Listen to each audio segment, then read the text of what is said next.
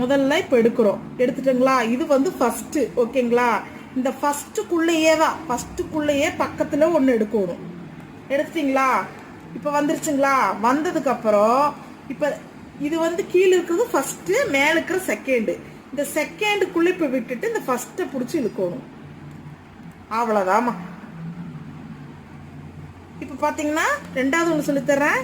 ஃபர்ஸ்ட்டுமா இது பெருசாக இருக்கிறது ஃபர்ஸ்ட்டுக்குள்ள இருந்து செகண்ட் எடுக்கிறீங்களா?